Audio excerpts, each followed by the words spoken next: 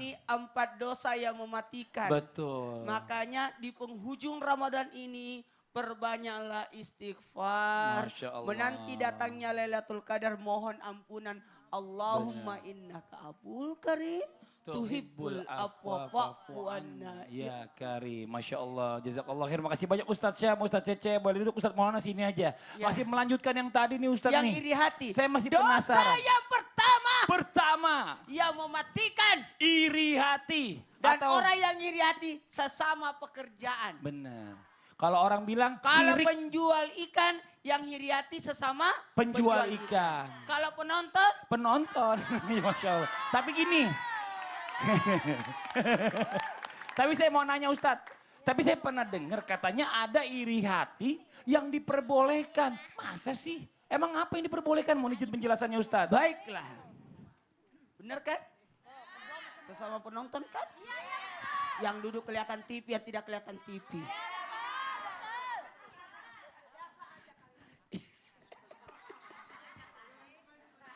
Iri hati yang diperbolehkan di dalam Islam. Makanya Bu baju seragam. Ini masuk TV karena baju seragam. Ibu nggak pakai baju seragam. Iri hati yang diperbolehkan di dalam Islam sebenarnya ada. Masa sih? Iya. Ada Bu? Ada. Bu? Ya. Kalau sombong, ada nggak sombong yang diperbolehkan? Apa itu? Sombong kan nggak boleh. Ada nggak sombong yang diperbolehkan? Tahu nggak ada? Sombong di depan orang sombong. Supaya dia tahu bagaimana sakitnya. Kalau ada orang sombong di depan.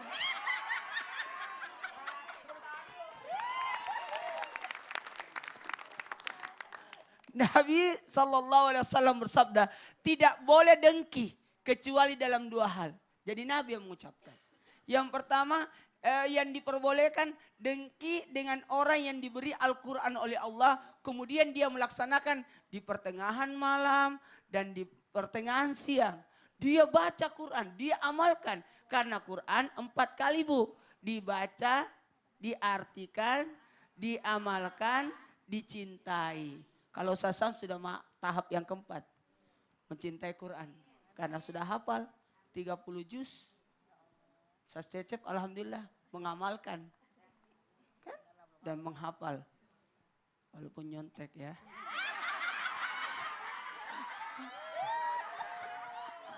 Ya enggak Pak. Maaf Sas Cecep. Nah ini kan supaya seru-seruan. Dia tadi bilang gitu kan supaya seru-seruan. Rasain. Yang berikutnya. Yang diperbolehkan iri hati adalah kepada orang yang diberi harta oleh Allah. Kemudian dia menginfakkan di pertengahan malam dan di pertengahan siang. Artinya siang malam. Siang malam. Pokoknya tidak ada waktu. Semua diinfakkan. Coba lihat. Kalau ada orang dermawan, boleh nggak kita iri hati? Boleh. Supaya kita terpacu. Makanya pengurus masjid tidak apa-apa diumumkan sumbangan orang. Supaya memacu yang lain untuk nyumbang juga. Ih, hebat loh. Diumumkan. Alhamdulillah masuk sumbangan dari ini. Umumkan. Kalau perlu ada zakat pun diumumkan. Supaya orang tidak memfitnah orang. Pelit banget itu, gak pernah nyumbang. Nyumbang tapi tanpa nama terus. Jadi gak pernah terkenal, kasihan. Jadi orang kadangkala buruk sangka kepadanya. Jadi kadangkala kita perlu untuk mengumumkan sumbangan. Ini buat pengurus masjid dimanapun berada. Kalaupun perlu zakat harta orang, kalau zakat, tidak apa-apa diumumkan. Supaya lebih transparan. Kecuali kalau ada niat yang menyumbang itu supaya diumumkan. Sama. Anak yatim piatu, ada baiknya kalau kita santuni anak yatim piatu itu, kita datang. Masya Allah. Kita datang ke panti asuhan bawakan sumbangan. Bukan suruh ngantri. Iya, bukan suruh. Tapi kalaupun didatangkan untuk dimuliakan, tidak ada masalah. Atau memancing orang lain, atau membiasakan keluarga supaya bisa menyantuni anak yatim, itu tidak apa-apa. Masya Allah. Jadi kita boleh iri sama orang yang amal ibadahnya bagus. Iya. Kita boleh iri sama orang yang sedekahnya bagus. Iya, Nah, enggak pokoknya apa-apa. hal-hal yang baik kita boleh iri. Iya. Tapi bukan hal dalam ini. al kebaikan. Ya, Bu ya. Masya Allah, jazakallah khair Ustadz Maulana. Tepuk tangan dong Ustadz Maulana, Masya Allah, Alhamdulillah. Mudah-mudahan bermanfaat buat semua, Alhamdulillah. Jamaah. Yang pertama tadi apa Bu? Iri hati. Nah kira-kira apa yang kedua nih yang di rumah udah penasaran nih. Apa sih dosa yang kedua yang mematikan? Seperti tadi iri hati. Kita minta langsung aja penjelasannya deh dari guru kita Ustadz Ahmad Khan. Tepuk tangan buat Ustadz Ahmad Khan. Silakan Ustadz. Assalamualaikum warahmatullahi wabarakatuh. Alhamdulillah. Alhamdulillahi haqqa hamdih wassalatu wassalamu ala asyrafil khalqih.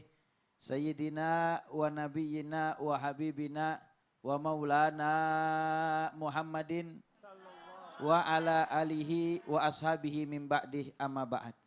Jamaah Islam itu indah yang dirahmati oleh Allah Subhanahu wa taala. Dosa yang mematikan yang kedua adalah dosa yang disebabkan karena nafsu.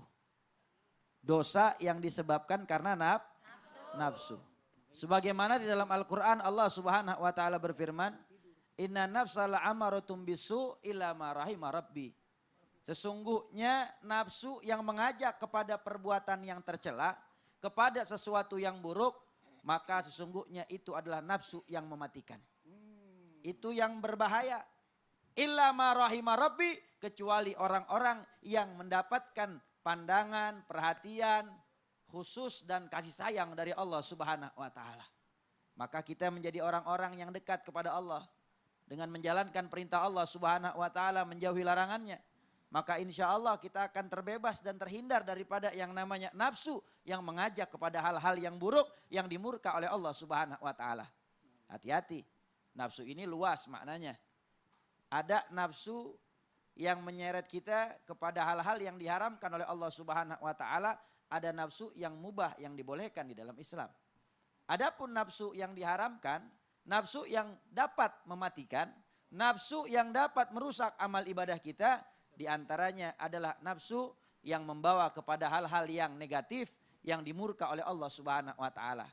Ingat, diterangkan oleh baginda Rasul Nabi Muhammad sallallahu alaihi wasallam, Rasulullah bersabda, "Al-akil mandana nafsahu wa amila lima ba'dal maut wal ajizu manitaba'a nafsu hawaha wa tamanallahu 'alallahil amaniyah." Ketahuilah bahwasanya orang yang berakal itu adalah orang yang mampu mengendalikan nafsunya dan selalu senantiasa mengerjakan amal kebaikan buat bekal dia menuju kematian. Tetapi orang yang bodoh adalah orang yang ngikutin terus nafsunya. Apa saja yang pengen dia lakukan. Sehingga dia selalu panjang angan-angan dan menunda daripada kebaikan.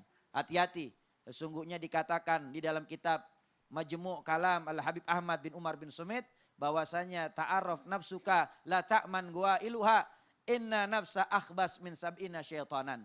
Kenalilah nafsumu. Jangan sampai kau tidak kenal dengan nafsumu sendiri. Jangan pernah kau merasa aman dengan nafsu yang ada di dalam dirimu. Karena sesungguhnya nafsu itu lebih dahsyat tipu dayanya, godaannya, rayuannya. Lebih daripada 70 syaitan. Hati-hati jangan suka ngikutin nafsu. Nafsu mah gak ada habisnya. Kata Imam Busiri dalam kitab Burda dikatakan bahwasanya an-nafsu katifli. Intuhmilhu syabba ala hubbir radha'i wa intaftimhu yanfatimi. Nafsu itu ibarat seorang bayi yang menyusu kepada ibunya. Apabila dia disapih, maka dia akan terlepas daripada susuan. Tapi kalau dibiarkan terus, maka dia akan menuruti nafsunya. Terus sampai gede akan menyusu kepada ibunya. Bergantung terus dengan nafsu itu. Makanya harus kita kenali nafsu kita, agar kita mampu mengendalikan nafsu kita. Jangan sampai menjerumuskan kita kepada hal-hal yang diharamkan oleh Allah Subhanahu wa taala. Masya Allah. Dan yang paling dahsyat daripada nafsu tersebut, kata ulama adalah nafsul batan. Yaitu nafsu dalam urusan perut. Ini yang membuka pintu-pintu yang diharamkan oleh Allah Subhanahu wa taala. Hati-hati. Masya Allah. Jazakallah khair. Makasih banyak Ustadz Ahmad Khan. Tepuk tangan sama Ustadz Ahmad Khan. Bagus banget nih. Masya Allah ya. Penjelasan yang kedua ini bicara masalah tentang hawa nafsu. Setiap manusia punya hawa nafsu ya Bu ya. Tapi yang bagus adalah yang bisa mengendalikan. Yang bikin kita jadi dosa adalah orang-orang yang gak bisa mengendalikan hawa nafsu. Ini Masya Allah. Nih kita akan lanjutkan lagi nanti. Sekarang waktunya kita baca Quran sama-sama. Udah dipegang Qurannya Bu? Yang di rumah udah siap Qurannya? di surah Al-A'raf ayat 114 sampai dengan 115. Langsung aja kita masuk ke segmen, yuk baca Quran.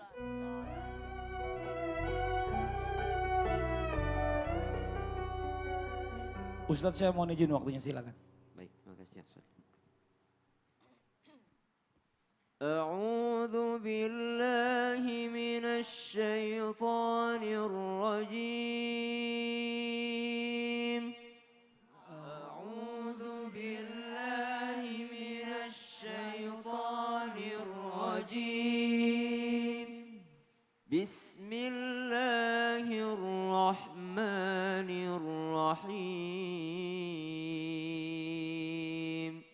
بسم الله الرحمن الرحيم قال نعم وإنكم لمن المقربين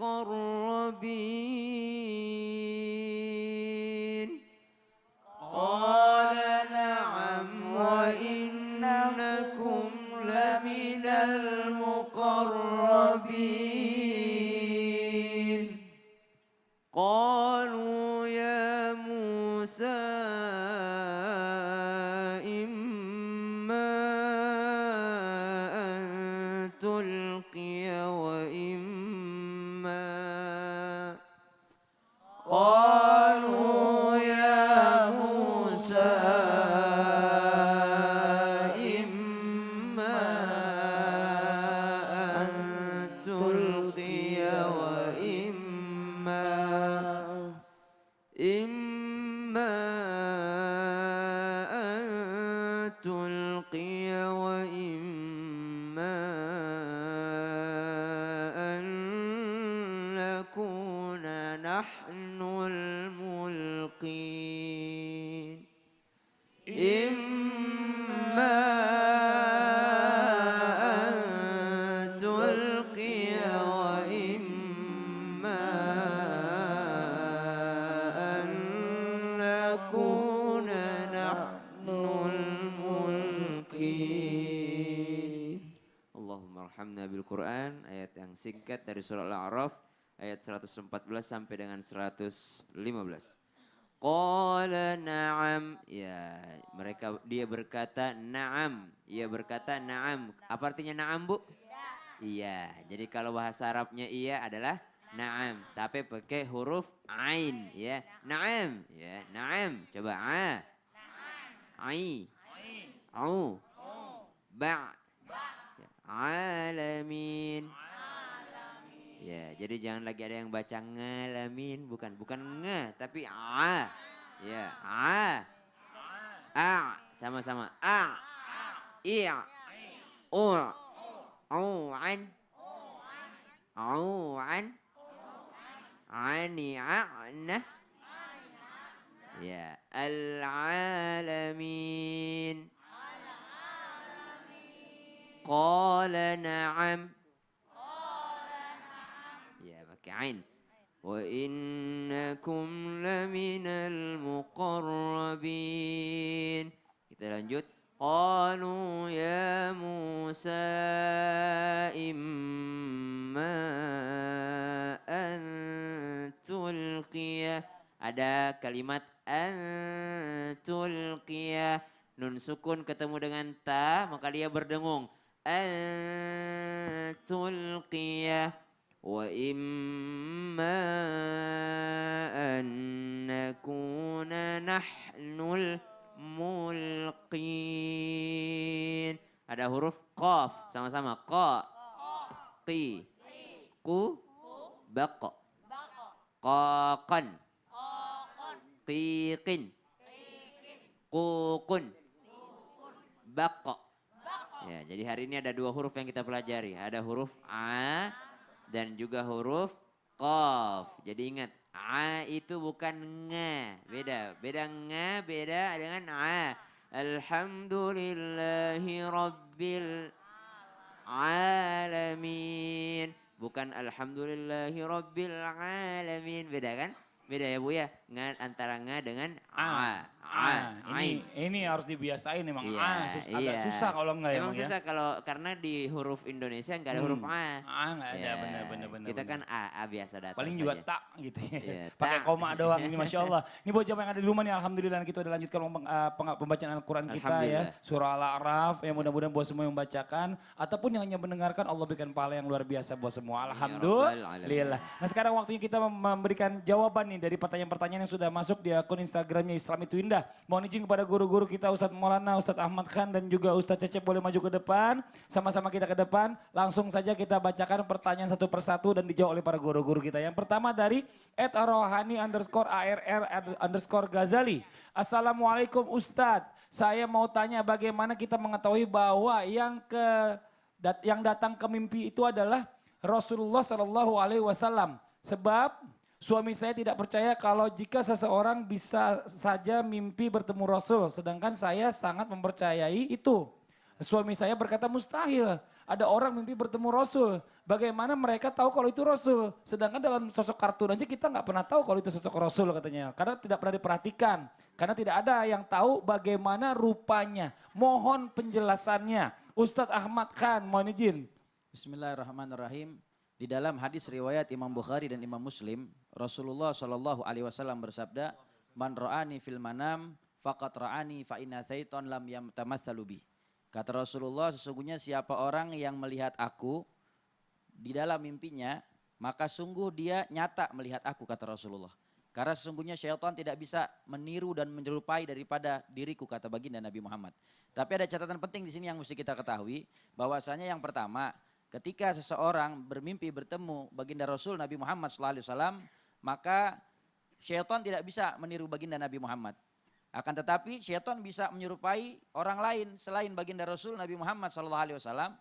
Maka kita harus tahu yang kedua, bagaimana bentuk ciri-ciri dan fisik seseorang yang kita lihat. Sesuai tidak dengan hadis baginda Rasul Nabi Muhammad SAW yang datang dari para sahabat yang menunjukkan ciri-ciri daripada bentuk fisik maupun di luar fisik baginda Rasul Nabi Muhammad SAW yang diceritakan oleh para sahabat Nabi. Dan yang ketiga, mesti dipahami terlebih dahulu bahwasanya apa? Bahwasanya untuk sampai kepada mimpi bertemu Rasulullah, maka ini ada tahapan-tahapannya, diantaranya membersihkan diri daripada kemaksiatan dan dosa, dan juga selalu senantiasa menghidupkan sunnah, maka insya Allah nanti akan bertemu dengan baginda Rasul Nabi Muhammad. Masya Allah, itu penjelasannya buat tadi yang pertama ya, ini Masya Allah buat mbaknya. Yang kedua dari Septiani Nugroho. Assalamualaikum warahmatullahi wabarakatuh. Bagaimana agar doa dan hajat segera diijabah? Mohon sarannya Ustadz Ustazah. Terima kasih. Ustadz Cecep mohon izin dijawab. Ya. Mara Ibrahim ibn Adham bisuki Basrah fajtama'a ilaihi an-nas faqalu lahu ya Aba Ishaq ma lana nad'u fala yustajabu lana limadza qala anna qulubakum qad matat bi asarati asya. Ibrahim bin Adham pergi ke pasar Basrah berkumpul jemaah. Ada yang bertanya, wahai ayah Ishak, kenapa doa saya tidak dikabulkan? Dijawab oleh beliau, karena hati kamu mati. Yang mematikan hati adalah arabtumullah ta'ala walam tu'adu haqqa. Kenal Allah, tidak tunaikan hak Allah. Alimtum annakum tuhibuna Rasulullah sallallahu alaihi wasallam wa taraktum sunnatah. Qara'tumul Qur'an walam ta'malu bi akhaltum ni'matallah walam tu'addu syukurha. Qultum inna syaitan adukum wa wafaqtumuh. Qultum innal jannata haqqun walam tastaidu laha. Qultum inna naru haqqun walam tahribu minha. Qultum innal mauta haqqun walam tastaidu lahu. Iza intabahtum minan naum satagultum bi uyubin nas wa nasaitum bi uyubikum wa dafantum mautakum walam ta'tabiru bihim. Cinta kepada Rasul tapi tidak mencontoh sunnahnya, sering baca Quran dengan suara indah, tidak mau mengamalkannya, maka nikmat Allah tidak mau mensyukurinya. Kau katakan surga benar, tidak kau kejar. Kau katakan neraka benar, tidak lari. Kau katakan mati pasti, tapi kau tidak siapkan bekal. Bangun tidur ingat dosa orang, lupa dosa sendiri. Sering mengingat dosa orang lain, lupa dosa sendiri. Dan juga yang terakhir adalah sering melupakan kematian. Masya Allah, jelas ya Mbak ya. Kita lanjutkan lagi ke pertanyaan yang berikutnya. Dari @SRR Rohimah Harun 87. Assalamualaikum Pak Ustadz Ustazah, saya mau bertanya bagaimana hukumnya jika seorang imam sholat tarawih selalu salah bacaannya? Tidak hanya itu juga, dalam hal tajwid pun selalu ada yang salah. Apakah sholat tarawih tersebut tetap diterima oleh Allah atau menjadi dosa? Kalaupun menjadi dosa, itu tanggungan semua jamaah atau beliau saja? Syukran, langsung dijawab Ustadz Syah, mohon izin. Baik, Imam Abu Hanifah mengatakan kalau ada orang sholat imamnya salah bacaannya maka itu membatalkan sholat. Khusus mazhab Hanafiyah. Karena itu adalah merubah makna daripada Al-Quran. Kalau Syafi'iyah selain daripada surah Al-Fatihah masih dimaafkan. Tapi kalau Al-Fatihahnya yang salah baca, maka ini juga membatalkan sholat. Syafi'iyah dan Malikiyah. Khusus Hambali, kalau ada orang yang salah Al-Fatihahnya atau ada orang yang salah bacaan sholatnya, itu tidak membatalkan sholat. Dikarenakan apa? Karena tidak ada orang yang sengaja membuat dirinya salah. Orang pasti tidak sengaja untuk melakukan kesalahan. Akan tetapi seluruh jamaah berdosa kalau membiarkan imam yang tidak bagus bacaannya naik menjadi imam. Seluruh jamaah berdosa kalau membiarkan orang yang tidak bagus bacaannya menjadi imam. Lebih berdosa lagi kalau ada imam sudah sadar bacaannya tidak bagus tetap memaksakan diri menjadi imam. Masya Allah. Kita lanjut lagi pertanyaan yang terakhir nih hari ini ya. Jangan cemburu nanti yang gak dibacain. Dari @d_Betawi. Assalamualaikum warahmatullahi wabarakatuh Ustadz. Mau tanya dong apa hukumnya buat orang yang suka menuduh orang tanpa bukti? Ustadz Maulana mohon izin. Maka dia akan menanggung semua dosa akibat tuduhan itu. Karena itu mematikan orang sebelum mati. Apanya dimatikan? Halo? Mematikan harga dirinya, mematikan kehidupannya, malunya bukan main. Jadi hati-hati. Atas apapun yang terjadi akibat engkau menuduh orang. Makanya hati-hati menyebarkan berita hoax. Berita apa? Hoax. Hoax. Hati-hati. Semua yang baca postingan itu segitu dosamu. Jadi hati-hati. Dan selama tulisan itu ada, segitu dosamu. Sekarang kan orang enggak ngomongin orang dan memfitnah orang lewat mulut. Tapi lewat itu. Makasih banyak. Sekarang ada namanya apa lagi? Undang-undang ITE. Terima kasih banyak. Supaya tidak semudah itu di mereka orang menggomar-ambirkan yang namanya memfitnah orang, menuduh orang macam-macam. Sehingga orang kasihan itu kehidupannya malu sekali itu orang kalau dibuat seperti itu. Makanya hati-hati kalau mengetik, menulis, berbicara. Jangan sampai apa yang kebicarakan itu membuat orang malu. Sakit hati. Iya. Iya, namimah itu artinya fitnah itu lebih kejam daripada Pembunuhan. Yang dimaksud ini adalah ini menuduh-nuduh seperti ini yang dimaksud. Nauzubillah. Tuh jelas ya jamaah ya. Ini buat jamaah yang ada di rumah nih. Hari ini pembahasannya Masya Allah menarik banget. Jangan sampai ganti-ganti channel. Setelah ini kita lanjutkan lagi. Ada tausiah menarik dari guru kita Ustadz Maulana. Dan juga ada kisah inspiratif yang dibawakan oleh Ustadz Syam. Jangan kemana-mana. Jangan pindah-pindah channel. Tetap di Islam itu Indah. Jamaah.